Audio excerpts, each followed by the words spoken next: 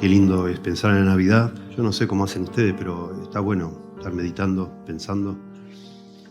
Tenemos un tremendo desafío los cristianos, que es las verdades que ya conocemos mucho, volver a sorprendernos con esas verdades. Esa es la esencia de la adoración, ¿no? Poder asombrarnos delante de Dios y es una dificultad para nuestra mente, que enseguida damos por hecho un montón de cosas. Sí, la Navidad, sí, el pesebre, sí, Jesús, ¿no? Seguir sorprendiéndonos porque debemos sorprendernos y adorar a Dios por eso. Es asombroso. Los ángeles no lo podían creer y lo sabemos por el relato de Lucas, ¿no? Cuando se llenó el cielo de millones de ángeles cantando sorprendidos, ¿no? Gloria a Dios en las alturas, etc. Así que bueno, ese es el propósito. A lo largo de los años hemos venido tocando distintos pasajes para no repetir sobre la Navidad y nunca prediqué de Mateo capítulo 1, y ahí es donde vamos a hacer hoy. ¿Sí? Vamos a abrir en Mateo capítulo 1, por favor. Mateo 1, versos 18 al 25. Comienza Mateo con una genealogía, la genealogía de Jesucristo, dice acá, mostrando toda la ascendencia de Jesús del lado de José, su papá, su padre legal, digamos así, ¿no? Que tenía que ser descendiente de David, y es lo que es. Y entonces en el verso 18 dice: el nacimiento de Jesucristo fue así. Estando desposada María, su madre, con José, antes que se juntasen, se halló que había concebido del Espíritu Santo.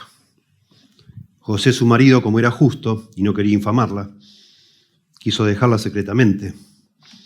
Y pensando él en esto, he aquí un ángel del Señor le apareció en sueños y le dijo: José, hijo de David, no temas recibir a María tu mujer, porque lo que en ella es engendrado del Espíritu Santo es.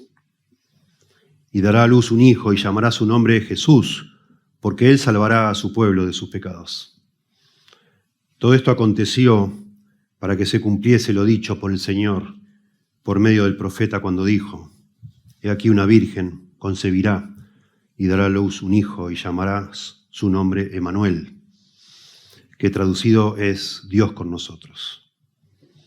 Y despertando José del sueño, hizo como el ángel del Señor le había mandado y recibió a su mujer, pero no la conoció hasta que dio a luz a su hijo primogénito y le puso por nombre Jesús. No deja de sorprendernos la Biblia en tantísimas partes, como habla de eventos magníficos, esenciales, de manera tan sencilla, breve, ¿no? Concisa, es asombroso. Así como cuando empieza la Biblia que dice: en el principio creó Dios los cielos y la tierra, y no trata de probar nada, demostrar nada, defender nada, solo lo dice porque es así. Lo mismo sucede aquí. La encarnación de Jesucristo, la decisión de venir a este mundo y hacerse hombre, de humanarse, dicen algunos teólogos, es un hecho central de nuestra fe, sin duda, como lo es la muerte expiatoria, ¿sí? La resurrección. Un evento lleva a otro. Si la encarnación de Cristo o el nacimiento virginal, que es acá lo que se enfatiza, no hubiera sucedido, todo lo demás no hubiera tenido sentido. Si un hombre común y corriente hubiera muerto en una cruz, no hubiera sido una expiación sustitutoria, hubiera muerto por él mismo en todo caso, pero no hubiera podido morir por nosotros. De manera que el nacimiento virginal, la encarnación de Cristo, es fundamental para nuestra fe. Es uno de los pilares de nuestra fe. Sin eso lo demás no tiene sentido. Para que Jesucristo sea nuestro Salvador tenía que ser hombre y tenía que ser Dios también. Para ser un perfecto mediador entre Dios y los hombres, tenía que ser ambos. Para él morir por los hombres, los seres humanos, tenía que tener sangre y derramar esa sangre humana en nuestro lugar, pero tenía que ser un hombre perfecto, sin pecado, santo, como fue. De manera que esto es fundamental para nuestra fe, pero siendo como es, asombra demasiado que se lo diga en tan pocas palabras. Demasiado escueto, demasiado simple, y eso de alguna manera le da un aspecto o un aire de veracidad, porque sí había en la antigüedad historias paganas de nacimientos así, virginales, milagrosos, distintos dioses y distintos relatos épicos, pero todos volteros, todos inventados, humanamente inventados, sin duda. ¿Sí? Incluso hay evangelios apócrifos que tratan de contar esto y lo cuentan con demasiada fantasía. Acá no hay fantasía, es súper simple. Si ustedes miran bien, en el versículo 18, la segunda parte, la primera es una introducción, la segunda parte dice, y se halló que había concebido del Espíritu Santo. Listo, ya está, no hay más que decir. Tremendo, muy, muy sencillo. Lucas dedica un capítulo 2 de Lucas a hablar de esto, pero aún así Lucas también dedica un versículo a explicar el nacimiento virginal. Asombroso, precioso, maravilloso. Y a mí no me deja de sorprender, y ya lo he dicho en otros sermones de Navidad, la cantidad de canciones, según los expertos en música, en canciones. La Navidad es el tema que más canciones ha inspirado a lo largo de la historia. Millones de canciones. Todo basado en poquitas palabras en la Biblia, tanto en Mateo como en Lucas. ¿Sí? Hay dos relatos del nacimiento de Jesús, uno en Mateo y otro en Lucas, el que acabamos de leer y el Lucas 2, y ambos no se contradicen, son complementarios. ¿Sí? Hay una gran discusión en el mundo académico ya hace años, muy linda discusión, sobre qué es un evangelio, qué género literario es el evangelio, un evangelio, ¿a qué se refiere un evangelio? Y hay discusiones, y siempre hay estudiosos que son no creyentes, son liberales, teológicamente hablando, y que no creen en lo sobrenatural, y en fin, tratan de buscar paralelos en la historia antigua, y bueno, los liberales creen que un evangelio sería una especie de relato épico, donde se dan, así como la Odisea, ¿sí? Como estos relatos antiguos donde se le dan carácter divino a un ser humano, ¿no? Poderes sobrenaturales, etc. No es eso un evangelio. ¿Sí? Como no es que agarran un héroe, a una persona le hacen un héroe y le dan un montón de cualidades divinas. No es eso lo que es un evangelio. Tampoco es una biografía un evangelio. Porque las biografías, cuando se escribe la biografía de alguien, se trata de relatar con detalle, con un orden cronológico, y bueno, cómo fue creciendo y cómo llegó a ser lo que fue, un personaje famoso. Hubiera sido interesante tener una biografía escrita en el primer siglo sobre Jesús, pero no se hizo eso. Se escribieron los evangelios. Los evangelios son, técnicamente, es un invento, no existen antecedentes antes de los 4 evangelios que tenemos. Lo que es un evangelio es una biografía teológica, es decir, se eligen algunos detalles de la vida de Jesucristo, pero se le dan valor teológico, significado teológico. Cada evangelista, Mateo, Marcos, Lucas y Juan, elige algunos detalles que tienen que ver con la vida de Jesús, ignoran otros porque tienen un plan teológico en mente. Quieren subrayar un aspecto teológico. Y eso nos tiene que informar a la hora de leer un evangelio y no escandalizarnos al ver que otro evangelio de pronto omite cierta información o dice información que el anterior no había dicho. Ese es el caso de Jesús. Solo Mateo y Lucas hablan del nacimiento de Jesús. En Juan capítulo 1, ustedes saben, lo que se subraya es que Jesús existía mucho antes de haber venido a esta tierra. Lo único que se dice es que Él vino a este mundo y habitó entre nosotros, y vimos su gloria, gloria como del unigénito del Padre, lleno de gracia y de verdad, etc. Eso es lo que dice Juan, nada más. Y Marcos ni lo menciona, el nacimiento de Jesús, ya empieza a hablar nomás con el ministerio de Jesús, cuando es bautizado por Juan el Bautista y empieza a hablar. Dice Marcos, este es el evangelio de Jesucristo, y ya está, se manda. Y Mateo elige acá estos versículos, 7, 8 versículos, que acabamos de leer, para hablarnos de Jesús, pero él tiene una agenda. Todo su evangelio tiene una agenda teológica, ¿sí?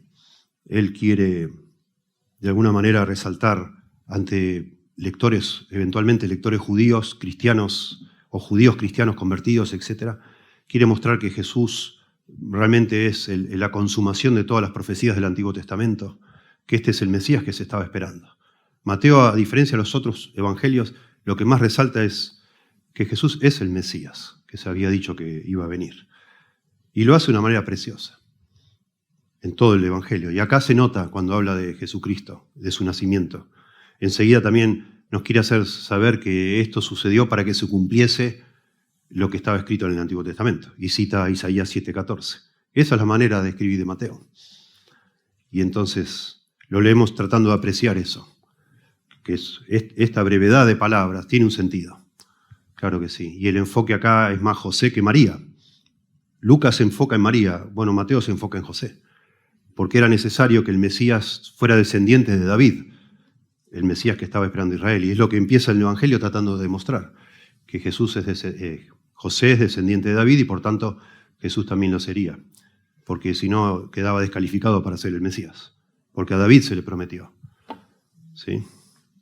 Un día sería interesante dar un sermón sobre lo que se llama la esperanza mesiánica, cómo en el Antiguo Testamento corre desde el primer libro de Génesis, de hecho desde el capítulo 3 de Génesis. Cuando pecan Adán y Eva, se rompe algo entre Dios o entre el ser humano y Dios por el pecado. ¿Sí? Dios los echa del Edén, del jardín del Edén, y ahí comienza todo un desarrollo que es lo que llamamos la historia de la redención, para que el hombre pueda volver por la gracia de Dios, a estar con Dios, habitando juntos. Y es, digamos, el paraíso perdido, así se llama una obra literaria muy famosa. Se pierde el paraíso en Génesis 3 y se recupera en Apocalipsis 22. Esa es la historia de la Biblia. El paraíso perdido y el paraíso recuperado, digamos así, ¿verdad?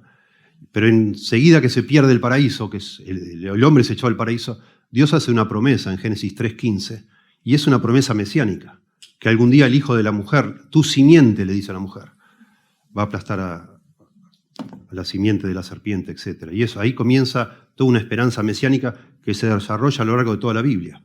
Leímos recién en Isaías 9, precioso, de que el pueblo donde estaba en tinieblas va a alumbrar gran luz, y habla del Mesías, de este niño que nos es dado, el hijo nos es nacido, y llamará su nombre, etc. ¿Sí? Así que cuando comienza el Nuevo Testamento, y cuando termina el Antiguo Testamento, sigue esa esperanza mesiánica con angustia, porque el pueblo de Israel, después de tantas y tantas disciplinas de Dios, sigue siendo igual, irreverente, ingrato, duro de corazón, orgulloso. Lo mismo pasa cuando terminamos leyendo Malaquías. Y nos queda claro cuando leemos con atención el Antiguo Testamento, y sabemos que los judíos lo estudiaban con demasiado detalle, ¿no? Les queda claro a cualquiera que estudia la Biblia hebrea, el Antiguo Testamento, que hay una angustia tremenda y que solo la venida del Mesías iba a poder resolver. Es que el corazón del hombre no está preparado para vivir con Dios. Hay una dureza en nuestro corazón. Es como que somos rebeldes, irremediables, digamos, contumaces y rebeldes, ¿no? Duros de cerviz o de cerviz, dice la Biblia. La idea es de un animal que tirás de la correa y endereza el cuello para el otro lado. Así somos los seres humanos, duros de cerviz. ¿Sí? No queremos con Dios, no. Déjame tranquilo, Dios. Así termina el Antiguo Testamento, de alguna manera dejando planteado esa necesidad de que necesitamos un cambio de corazón. Así no va, no hay manera. No hay manera. Dios nos ha tratado o ha tratado al hombre de todas formas distintas y ninguna funcionó. Porque el problema es el corazón del hombre. Necesitamos que alguien venga y nos cambie el corazón, y ese va a ser el Mesías. Y hay un espacio entre el Antiguo y el Nuevo Testamento de 300 años donde no hay profeta, no hay revelación, nada. Y de repente abre el Nuevo Testamento y dice: libro de la genealogía de Jesucristo, hijo de David, hijo de Abraham. Y abre Mateo, que es el primer libro del Nuevo Testamento, es el primer evangelio escrito, diciéndonos que, bueno, al fin llegó el Mesías, y tratando de demostrarlo en la forma que nace el Mesías, que es diferente. Primero diciendo que es un descendiente de David, descendiente de Abraham y descendiente de David. Abraham, por supuesto, es anterior a David, porque también a Abraham se le había prometido que en él, en Abraham, en su descendencia, iban a ser benditas todas las naciones de la tierra. Y todos los evangelios, no solo Mateo, los 4 evangelios, en algún u otro lugar nos hacen saber que esta venida del Mesías no era solo para Israel, es para todos los seres humanos, para todas las naciones. Este Mesías inaugura una nueva era, una nueva época, donde esta oferta de un nuevo corazón, de la capacidad de una nueva naturaleza de obedecer a Dios, no solo queda confinada a algunas personas del pueblo de Israel, sino que se va a enseñar y a proclamar a todas las naciones. Y esa es la historia del Nuevo Testamento, ¿verdad? Y entonces Mateo, después que se dedica bastantes versículos a mostrar, eligiendo también algunas personas, no es una genealogía completa. Aquí va mostrando, noten cuando termina la genealogía, habla de 14. Dice el verso 16. Y Jacob engendró a José, marido de María, de la cual nació Jesús, llamado el Cristo. De manera que todas las generaciones, desde Abraham hasta David, son 14, desde David hasta la deportación de Babilonia, 14, y desde la deportación a Babilonia hasta Cristo, 14. Esas son las que elige Mateo, 14 y 14. ¿Sí? Pero demostró ya que José, el padre legal de Jesús, no es el padre biológico, es descendiente de David y por tanto Jesús puede reclamar el trono de David. Y entonces, una vez que habló del nacimiento de todas estas personas, todas estas generaciones, comienza diciendo el nacimiento de Jesús fue así.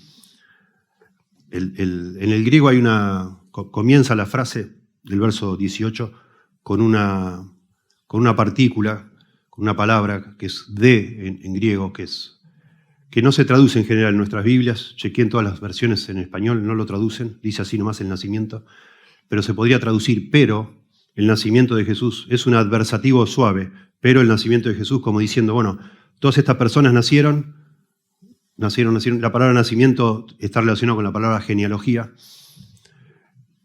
pero Jesús nació diferente. Eso es lo que va a decir Mateo.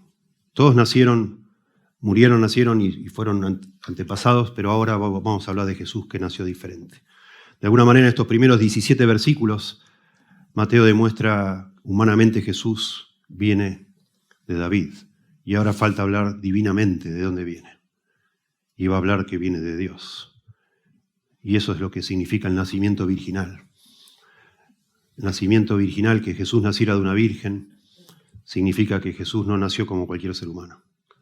Y era necesario que así sea, para ser el perfecto mediador entre nosotros y Dios. Pero el nacimiento de Jesús, de Jesucristo, fue así, y empieza a contar. ¿Sí? Y eso es lo que nosotros necesitamos valorar cada Navidad. En la Biblia no se nos manda celebrar la Navidad, no sabemos cuándo nació Jesús. Ustedes saben, hay grupos cristianos que no la celebran, les parece que es casi una herejía hacerlo, porque dicen que se instituyó el día 24 de diciembre porque ese era el festejo romano del sol naciente. Y es posible que así fuera. No es el único caso en la historia donde se convierten festejos paganos en festejos cristianos, entre comillas, para convencer a los paganos de que se hagan cristianos, cosas por el estilo. El punto es que nosotros creemos que no importa. Algún día nació Jesús, no sabemos cuándo, pero algún día nació Jesús. Y que lo celebremos, a mí me parece que es apropiado. ¿Cómo no va a serlo? Porque eso es, de nuevo, la esencia de la adoración. Es ese asombro, es esa, digamos así, esa emoción, esa gratitud que sobrepasa de alguna manera lo normal y te lleva a adorar a Dios, a postrarte y querer celebrarlo. ¿Por qué no vamos a celebrar la Navidad? Claro que sí. Y quedó ya como el 24 de diciembre, bueno, lo hacemos el 24 de diciembre. A ver, no quiero irme fuera del texto, pero ¿no creemos nosotros que cuando estamos celebrando la Navidad, le demos el propósito que le hayan dado los que en algún momento en la historia dijeron pensaron quizás de manera pragmática de utilizar una festividad pagana para hacer la Navidad? No es el punto que estamos pensando cuando lo hacemos. Nosotros necesitamos enfocar nuestra mente en el significado de la Navidad, significado teológico. Y es por lo menos este es el que subraya Mateo. Era necesario que Jesús naciera como hombre y como Dios para poder morir por nuestros pecados, para ser Dios con nosotros, Emmanuel. ¿Sí? es algo que nos debe asombrar y nunca nos debe cansar de pensar que también es un tema que corre toda la Biblia. Dios con nosotros. Dios con nosotros. Qué tremendo. Dios echó a Adán y Eva del huerto de Edén y ya no estaba Dios con ellos. Lo sacó. Y a lo largo de la Biblia vemos Dios mandándole a Israel haciendo un tabernáculo para poder morar él en medio del pueblo. Y eso trajo un montón de problemas.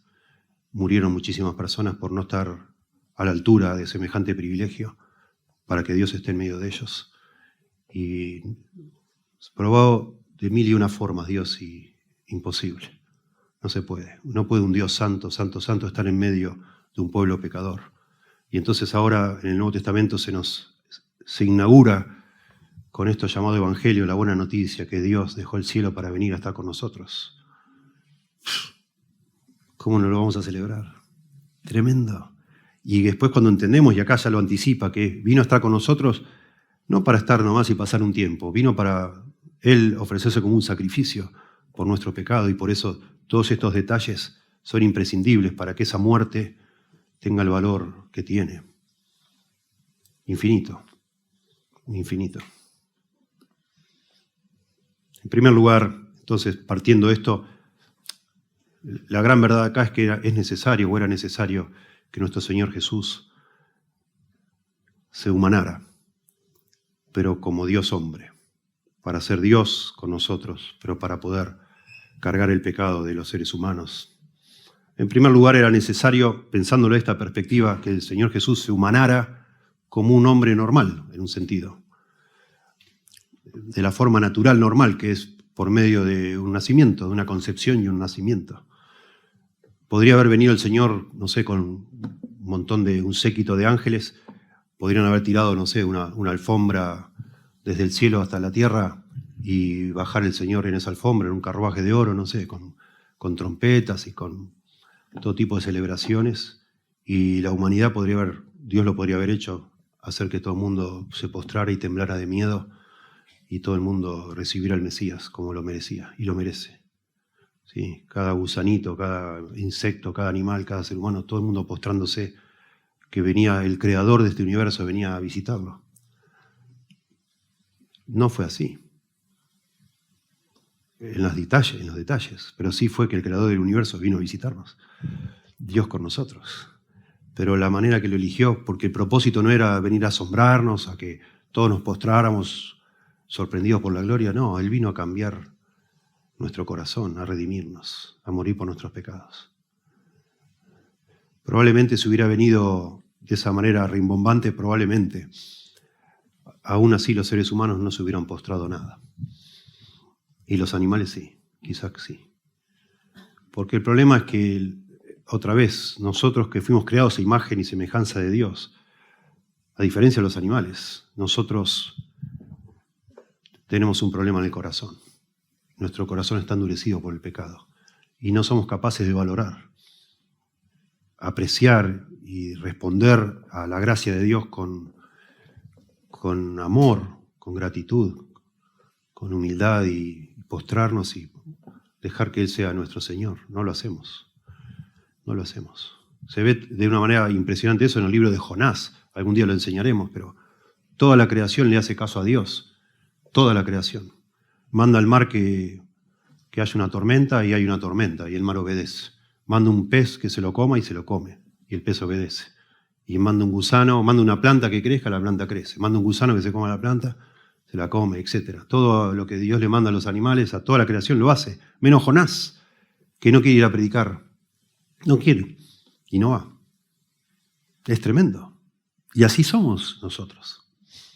Así somos. Por eso la forma que vino Jesús a este mundo tiene todo sentido, porque Él vino a rescatarnos. No es que nosotros somos buenos y nunca se nos mostró lo suficiente de Dios como para que lo reconozcamos. Entonces, bueno, hubiera venido Dios de esa manera irresistible, digamos así, todos, ahora sí, ahora creo, ahora entiendo. Ya lo hizo eso Dios.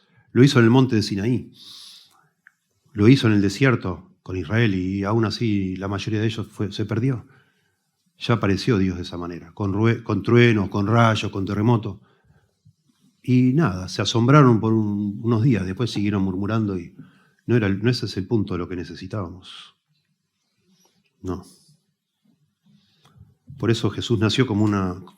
Parece hasta mentira pensar que el Señor Jesús, la segunda persona de la Trinidad, el creador de este universo, estuvo 9 meses en la panza de María. No se puede ni entender. Qué cosa, qué humillación, ¿no? Qué condescendencia del Señor para estar ahí esperando y después siendo un bebito, necesitando que los papás le cambien el pañal y bueno, siendo una persona normal, digamos, y siendo un niño, etcétera, hasta que por fin a los 30 años, más o menos, él se manifiesta públicamente y empieza a desarrollar su ministerio para llegar al punto culminante, que es la cruz. Asombroso. Dice, el nacimiento de Jesucristo fue así. Estando desposada María, su madre, con José, antes que se juntasen, se halló que había concebido del Espíritu Santo. Estar desposado es lo que hoy nosotros llamamos estar comprometidos. Se habían comprometido. Eso a veces se hacía cuando los jóvenes tenían 12 o 13 años. Lo hacían los padres y muchas veces los padres arreglaban esos matrimonios y aún sin permiso de los hijos, sin consultar a los hijos. Lo hacían ellos. Era común. No nos dice acá cómo fue esto, pero sí existía en el mundo judío, y se lo mencionan las Biblias en varias partes, una ceremonia donde se comprometían un hombre y una mujer para algún día casarse. Y eso era ser desposado. Y en esa ceremonia el padre del hombre daba dinero al padre de la mujer como una dote, se llama así dote, para de alguna manera mostrar ese compromiso a casarse y para que después los gastos que eso iba a implicar, que cubría el padre de la mujer, estuvieran cubiertos, digamos así. Y era una forma, la dote no era pequeña, acuérdense de Jacob, dándole dinero a su suegro Labán, ¿se acuerdan? Trabajaba 7 años, 7 años trabajó Jacob para pagar la dote de la mujer que la amaba. Un montón de dinero. Y eso era también para darle seriedad al compromiso, era un compromiso muy serio. Y quebrar ese compromiso era lo mismo que divorciarse. Y en ese tiempo de compromiso, antes de casarse, cometer infidelidad era un pecado muy serio y que merecía que la mujer sea apedreada, si era la mujer la que cometía el adulterio, ¿no? Y era digno también de un divorcio. Y eso es lo que pasa acá. Están comprometidos, todavía no casados, y estaba prohibido en ese tiempo de antes del casamiento tener relaciones sexuales, y está prohibido en la Biblia. Es clarísimo, tanto en el Antiguo como en el Nuevo Testamento, que tener relaciones sexuales fuera del matrimonio, sea antes de casarte o después que te casaste, es un pecado serio, muy serio, ¿sí? No creemos nosotros que la Biblia es atemporal, es pertinente, es viva y eficaz y está vigente hoy todo lo que se dijo antes. Dios no aprueba las relaciones sexuales antes del matrimonio, fuera del matrimonio, en ningún caso. Y es algo serio. Y acá se muestra esa seriedad, porque estando ellos comprometidos, no casados, desposados, dice acá, antes que se juntasen. Bueno, cuando la Biblia habla de sexo, habla siempre con palabras muy suaves, que se llaman eufemismos, ¿no? No lo dice antes que se acostasen juntos, antes que se juntasen, dice acá. La ceremonia de compromiso se hacía de manera muy formal y después la boda, a veces se hacían ceremonias, como vemos en las bodas de Caná, a veces sencillamente era algo muy íntimo que el hombre tomaba a la mujer con la que estaba comprometido y se la llevaba a vivir a la casa. Y ahí comenzaba el matrimonio formalmente. Consumaban el matrimonio con la primera relación sexual. Y acá dice, antes que se juntasen, antes que tuvieran ningún tipo de relación íntima. María todavía no había conocido, José no había conocido, otro eufemismo, todavía no había tenido intimidad sexual con su esposa o con su desposada, ni viceversa, obvio. Se halló que había concebido del Espíritu Santo, es decir, se halló, da la idea de que se descubrió. No es la idea que estaba alguien investigando, sino que se empezó a notar que María estaba embarazada. Empezó a crecer el vientre, obvio. Y, imagínense a José, es lo que habla acá, ¿no? La confusión de José, de pensar que había encontrado una joven piadosa. José se habla acá como de un hombre piadoso, ahora lo vemos, pero de golpe parece que María quebrantó ese compromiso, porque está embarazada. Y acá lo dice Mateo, que la razón de que María estuviera embarazada es porque el Espíritu Santo hizo que así fuera. Dios, de una manera que no podemos comprender del todo, pero sí podemos creer, Dios hizo que María fecundara un óvulo por medio del Espíritu Santo y naciera un hijo, sobrenaturalmente. Un milagro. Bueno, ustedes se pueden imaginar, si estamos diciendo que esta doctrina del nacimiento virginal es fundamental para la fe cristiana, para todo lo que enseña el Nuevo Testamento en el Evangelio, imagínense los ataques que ha tenido esto a lo largo de la historia, por medio de mentes incrédulas, ¿no? Que dicen, no, esto no puede ser, esto es todo una leyenda, esto no es real, no puede haber pasado esto, es imposible. Para nosotros, aún algunos de nosotros, quizás hasta tengan algún título de, no sé, de doctor, algún cristiano, los hay, un montón de cristianos doctores, científicos, etc. No nos parece nada imposible cuando estamos pensando que Dios lo está haciendo. ¿Dios es capaz de hacer esto? Obvio que sí. Por eso es muy importante para nosotros, personas pensantes, creo yo, que no este relato y el de Lucas no se lo llene de un montón de adornos que lo hacen sospechoso. Cuanto más simple y escueto, mejor. Así es, como cuando Dios creó el mundo, se acabó. Dios lo hace. O lo crees o no lo crees, pero si no lo crees, no digas que sos cristiano, porque no lo sos. Ningún cristiano puede decir que es cristiano y dudar de que Jesús nació de una manera sobrenatural. ¿Por qué no? ¿Cómo no va a poder Dios hacer concebir una mujer? Claro que puede. Lógico que sí. El punto humanamente, bueno, José no lo sabía esto. Todo esto necesitó revelación divina para aceptarlo, pero él dijo, no, acá es obvio. Yo no la toqué. Dice José, yo estoy acá como un campeón, aguantando, no hice nada. Alguien se metió acá. Alguien hizo lo que no debía. Y es hermoso ver el carácter de José, que por lo general nunca hablamos, se habla más de María que de José, obviamente, porque María fue la madre biológica de Jesús, no José. Pero José es un hombre piadoso, que no quiere difamar a su mujer, con la que está desposada, ¿sí? Ambos son personas pobres, digamos de clase baja. José se nos dice en otra parte que era un carpintero en la ciudad de Nazaret.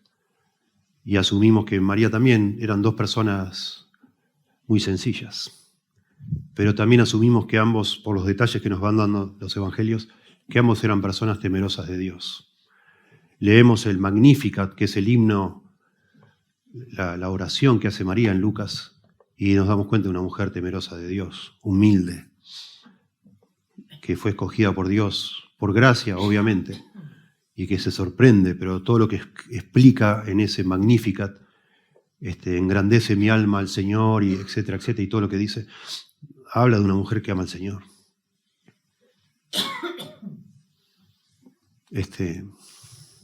Y lo mismo José, cuando ve que su mujer está encinta, él la podría haber denunciado frente a las autoridades. Y según la ley del Antiguo Testamento en Deuteronomio, ella debería haber muerto a pedradas. Cosa que sabemos ya no se hacía en el primer siglo, porque Israel estaba bajo el dominio romano y los romanos no permitían a los judíos, al Sanedrín, a las autoridades judías, ejecutar la pena de muerte a nadie. Eso lo tenía que ordenar algún magistrado romano. Por eso Jesús es juzgado por Pilatos, por Herodes. ¿Sí? Los judíos no podían matar a nadie, aunque la ley de ellos lo dijera. Ya no sucedía eso, pero sí hubiera sido muy avergonzada María si José la denunciaba, porque ella estaba embarazada, era evidente. Por eso dice verso 19, José su marido, como era justo, y no quería infamarla, quiso dejarla secretamente. Bueno, no hay justo ni a un uno, dice la Biblia, ¿verdad? Pero esto es un lenguaje que se arrastra del Antiguo Testamento. Un justo en el Antiguo Testamento es una persona temerosa de Dios. No es que no peca, que no comete pecado, no existe tal cosa en ningún ser humano. Es una persona que tiene temor de Dios, que busca a Dios y de alguna manera respeta esa relación de pacto entre Dios y el pueblo de Israel, y eso le da el temor de Dios. Bueno, él no quería difamarla. Un aspecto de una persona justa en el Antiguo Testamento es alguien que es misericordioso también. Y eso es lo que José, él piensa. Yo no sé cómo estaría José cada noche que se acostaba, ¿no? Pensando en María, a qué punto pensaría de ella, porque fue un adulterio, por lo que significaba el compromiso. Fue una forma de adulterio y yo no sé si ustedes conocen hombres que han sufrido del adulterio de sus esposas, pero no es agradable. Son personas que se enojan. Perdonan a veces no, pero es un pecado tremendo, tremendo. Que dice Proverbios 6, muy difícil de perdonar. No sé, José de alguna manera luchaba en su mente. ¿Qué hago con esta mujer? ¿Qué hago? ¿La denuncio o no la denuncio? ¿Me traicionó? ¿Me avergonzó a mí también? Porque eso es lo que pasa cuando un hombre es traicionado. O una mujer, ¿no? Cuando uno de los dos en una pareja comete adulterio, el otro siente mucha vergüenza. Es una traición muy fuerte. Y José tiene la chance legalmente de decir, esta mujer me traicionó y aunque no la podían matar, sí la podían avergonzar. Y más en un pueblito como Nazaret, que tenía 300 habitantes. De hecho, aunque José no hiciera nada, tarde o temprano la gente lo iba a saber. Y entonces dice, no quería infamarla, no quería avergonzarla públicamente, entonces quiso dejarla secretamente. Se hacía de manera legal, se rompía ese compromiso de manera legal, pero lo podía hacer de una manera íntima, solo con la familia y ya. La dejaba, digamos, ir y listo. Imagínense. Todos estos detalles le da verosimilitud a todo este relato. No es un invento fantasioso.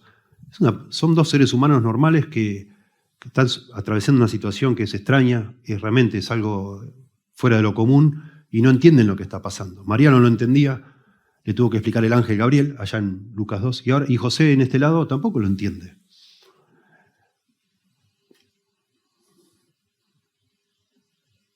Y entonces aparece en el verso 20 el ángel para explicarle a José también, porque si no, no se podía entender. Y lo que explica el ángel, de alguna forma para agregar a nuestro bosquejo, Jesús se humanó de una manera natural, en el sentido que entró por medio del vientre de una mujer a este mundo, no que bajó ya de grande, como decíamos, con todo su séquito para gobernar, no. Utilizó, digamos, el canal natural, aunque todo fue sobrenatural. Y ese es el segundo punto. Jesús se humanó de manera sobrenatural, porque tenía que ser Dios hombre.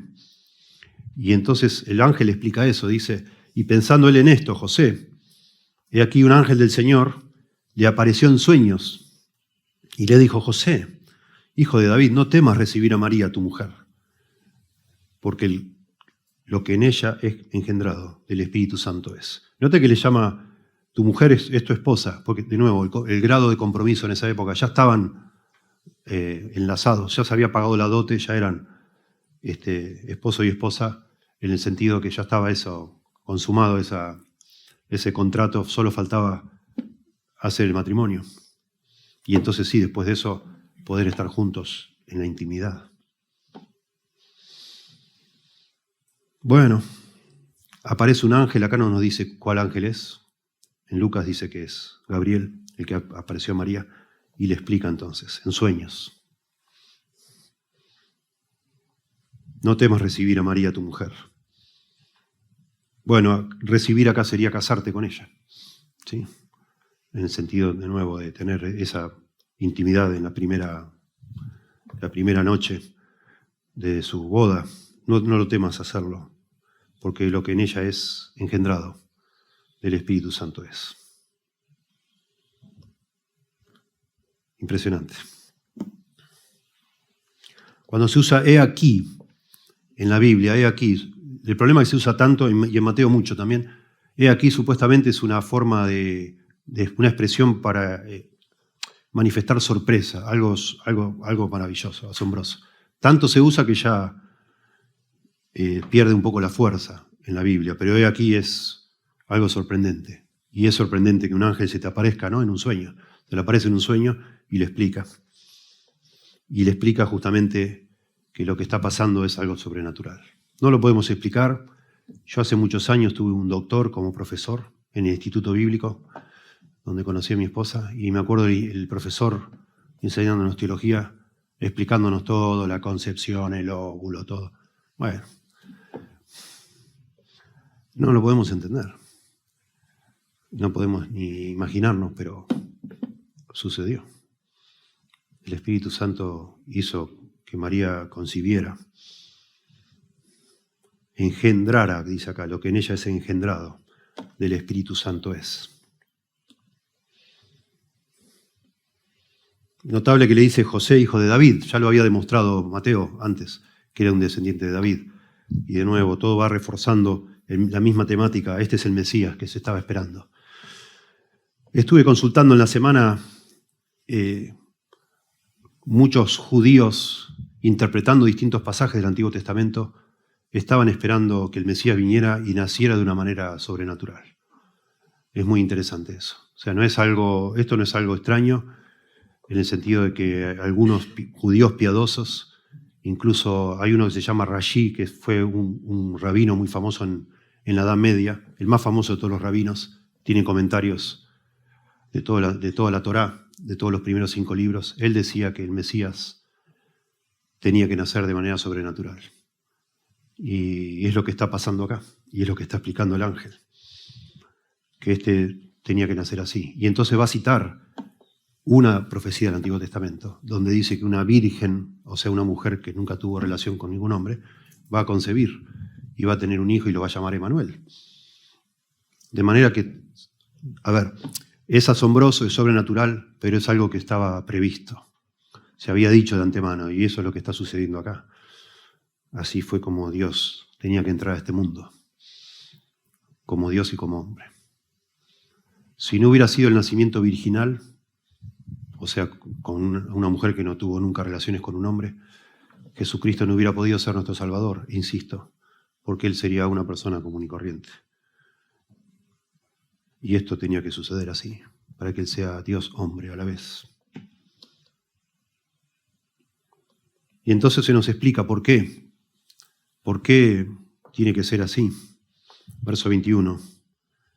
Y dará a luz un hijo, y llamarás su nombre Jesús, porque Él salvará a su pueblo de sus pecados. Bueno, el ángel asume que José se va a quedar en la relación y que él va a asumir el rol del papá legalmente, porque era el padre el que ponía el nombre generalmente a sus hijos. Y el ángel le dice al padre qué nombre le tiene que poner. Así como el ángel le había dicho a Zacarías, ¿se acuerdan ustedes? El papá de Juan el Bautista le dijo, ponele Juan. Yo le iba a poner Zacarías Junior le iba a poner. ¿Por qué Juan? Bueno, porque Juan, porque el ángel dice Juan, se acabó. Dios le pone el nombre. Y no se nos explica por qué Juan, pero acá sí se nos explica por qué Jesús. Es hermoso. El ángel le dice, le vas a poner Jesús a tu hijo, porque Jesús significa Salvador. Jesús viene del nombre Josué, que significa Salvador, o Jeshua, Jehová salva. Jehová salva, porque Él va a salvar, dice acá. Él salvará a su pueblo de sus pecados. Entonces acá agregamos un concepto, un entendimiento. Jesús se humanó como cualquier ser humano para ser hombre, pero Jesús se humanó de una manera sobrenatural para ser hombre y Dios, y Jesús se humanó para poder salvarnos de nuestros pecados. Porque ese Salvador que iba a cargar con nuestros pecados tenía que ser Dios hombre, si no, no salvaba nada. Si era solo Dios y no hombre, no podía morir como un hombre en nuestro lugar, porque eso es lo que para poder ser un sustituto nuestro, tenía que ser un hombre, a semejanza de hombre, dice la Biblia, pero sin pecado. Pero no existe un hombre sin pecado. No hay. Somos todos pecadores. No hay justo ni a uno, no hay quien busque a Dios, no hay ni siquiera uno, etc. No hay. Entonces, para que esa muerte en la cruz fuera suficiente para pagar por los pecados de todos los que Él iba a salvar, tenía que ser la muerte de Dios hecho hombre. Lo cual es difícil de comprender. Como dice nuestro himno, maravilloso es el amor de Dios. No lo podemos comprender. Que Dios muera en una cruz no se puede entender, porque Jesucristo es Dios. la segunda persona de la Trinidad. Es demasiado, es demasiado. Dará a luz un hijo, ella, y llamará su nombre Jesús, Salvador, o Dios salva, Jehová salva, porque Él, Jesús, salvará a su pueblo de sus pecados. Esa es nuestra gran necesidad. Esa es la mayor necesidad del ser humano, y así es como termina el Antiguo Testamento, cuando vamos siguiendo esta esperanza mesiánica. No hay caso, no hay manera, por eso también Dios de alguna manera gime, Deuteronomio 5:29. Ojalá, quien diera, dice, que tuviesen tal corazón, que me temiesen todos los días para que me obedezcan todos mis mandamientos, etc. No tenemos ese corazón para obedecer a Dios. Dios lo declara desde el principio. Necesitamos un Salvador, alguien que venga y pague por nuestros pecados y nos dé la oportunidad de una vida nueva con un nuevo corazón. Eso es el Evangelio. Muy interesante que acá dice, salvará a su pueblo. Y entonces nos preguntamos, ¿a qué se refiere con su pueblo? ¿Se refiere al pueblo judío? Bueno, sí y no.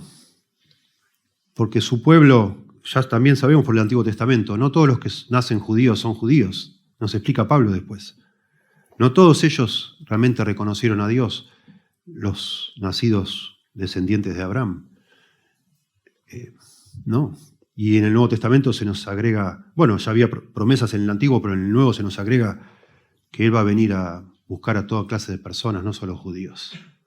Y entonces concluimos que su pueblo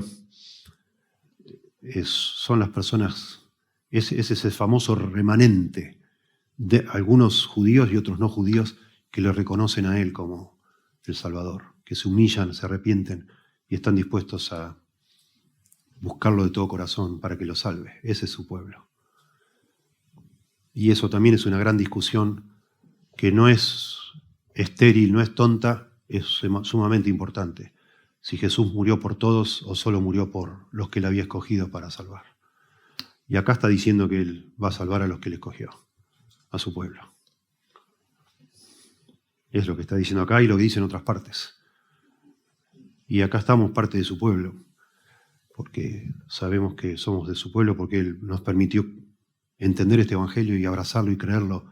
Y Él nos puso en nuestro corazón el quebranto, la convicción de pecado, la convicción de que necesitamos esa muerte en la cruz, mientras un montón de personas lo ignoran completamente y no les interesa lo más mínimo. Él salvará a su pueblo de sus pecados. Y eso es lo que hizo el Señor. Maravilloso. Y por eso tuvo que humanarse. Verso 22. Se nos dice acá que, bueno, es lo que dice Mateo, es la forma de él escribir, que Jesús se humanó como lo hizo para cumplir también las profecías. Esto lo hace mucho Lucas. Lucas también habla de muchas profecías que se cumplieron.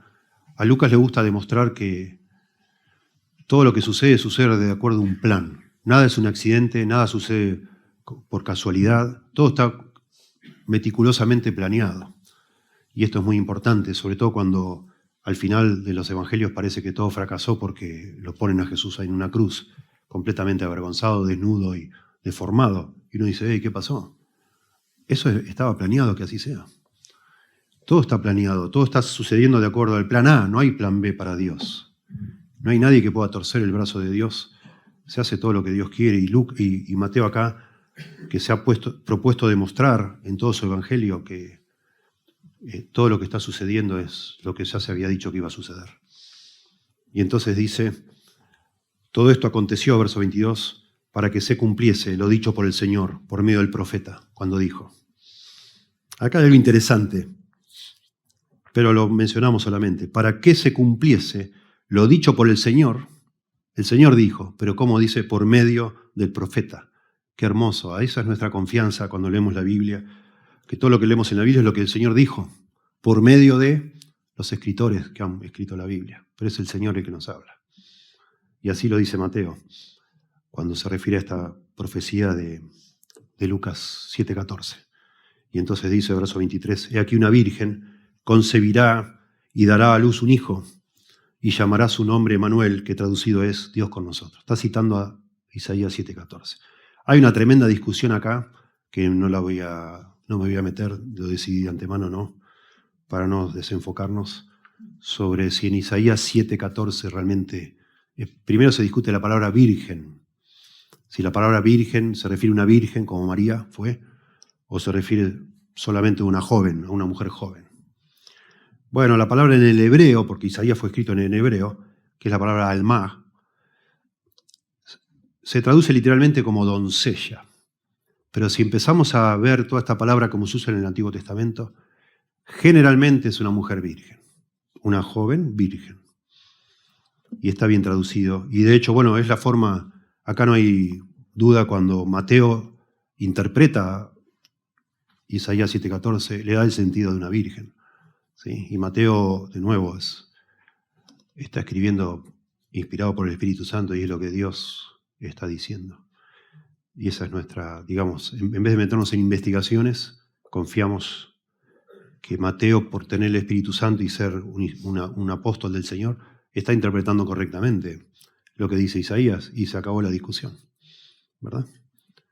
Isaías habla de una virgen, que una virgen concebirá, y ese es un nacimiento sobrenatural, porque una virgen no puede concebir, necesita la simiente de un hombre para poder concebir.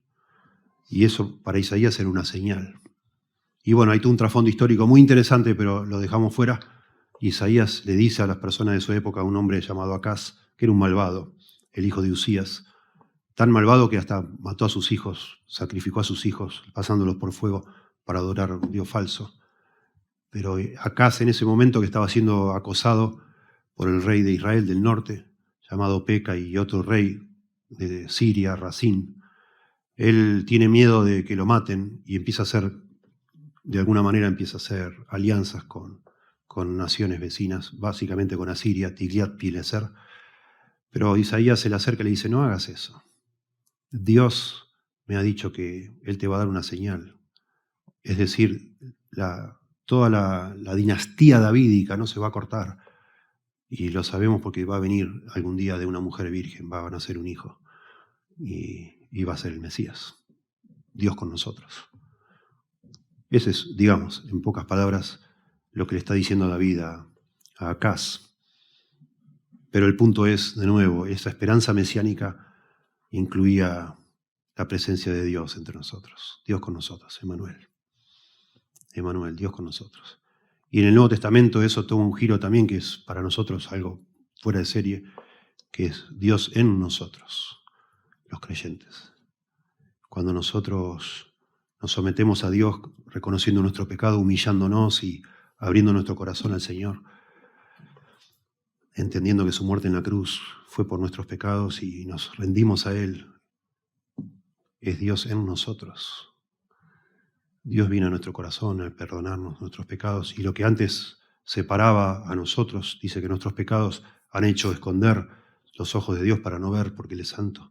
Y eso crea como una barrera entre nosotros y Dios, y al nosotros resolver eso, confiando que la sangre de Cristo fue vertida para darnos limpieza y perdón, ya no hay obstáculo que nos separe de Dios.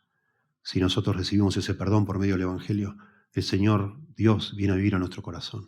La tercera persona de la Trinidad, el Espíritu Santo, viene a morar en tu corazón y en el mío. Dios con nosotros, tremendo, de una manera única, maravillosa. Y eso lo debemos celebrar siempre, todos los días de nuestra vida. Termina el Evangelio de Mateo 28:20 dice, he aquí yo estoy con vosotros todos los días hasta el fin del mundo. El Señor Jesucristo, si sos un creyente, está en tu corazón. Dios está con vos y está conmigo. Y eso es la base, es lo que llamamos el indicativo, es una realidad, es algo que sucedió y está en nuestro corazón el Señor. Es la base para todos los imperativos que tenemos en el Nuevo Testamento.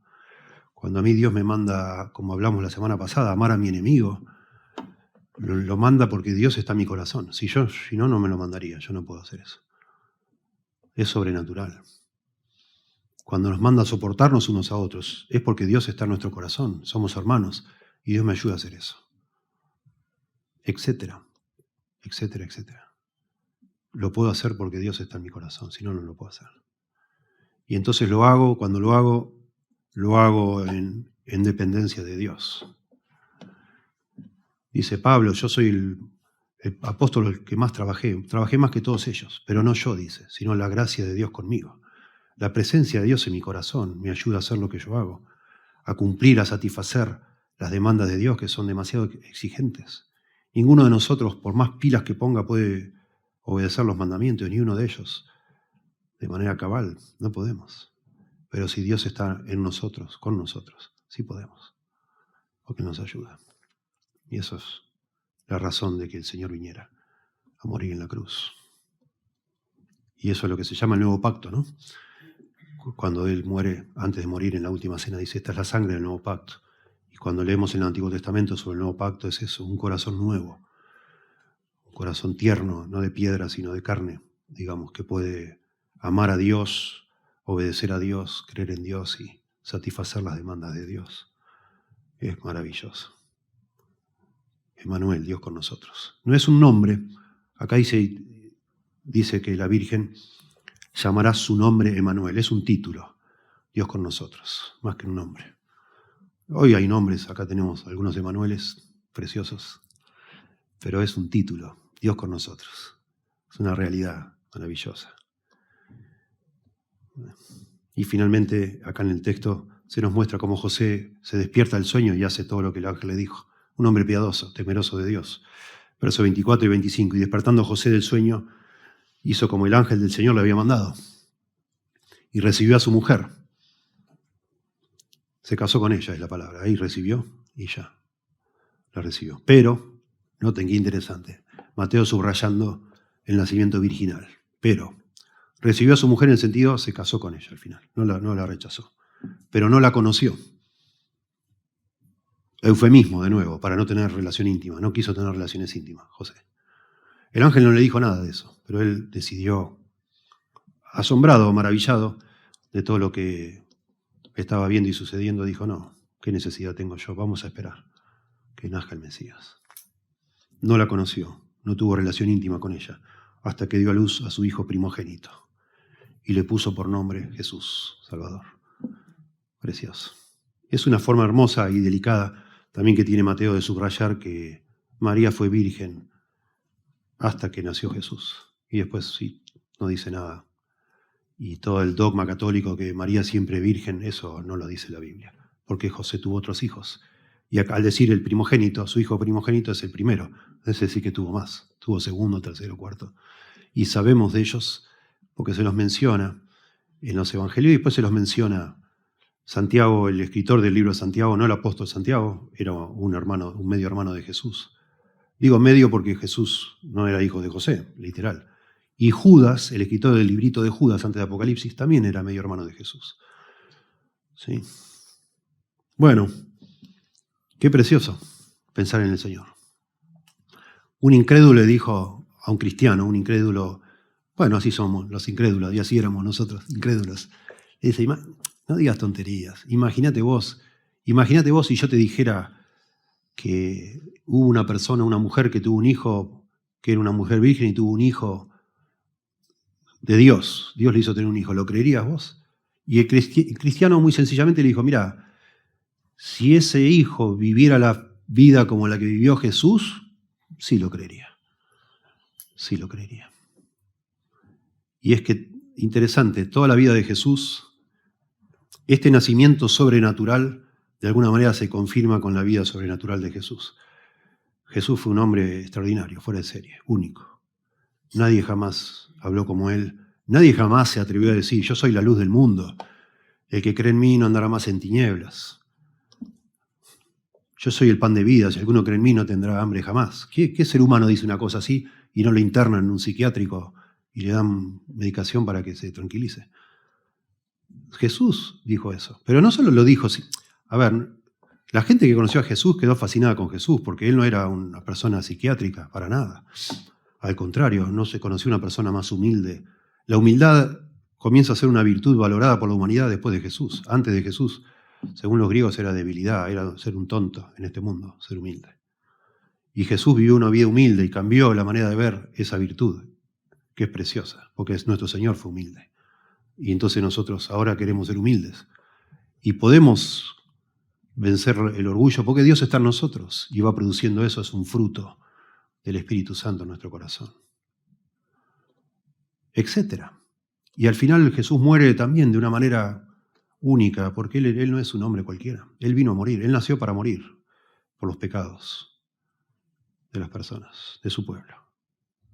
Eso es lo que es el Evangelio. Y lamentablemente hoy en las iglesias evangélicas, que supuestamente son evangélicas porque hablan del Evangelio, alguien les ha hecho creer que para tener más gente en las iglesias es importante no hablar tanto de cosas negativas.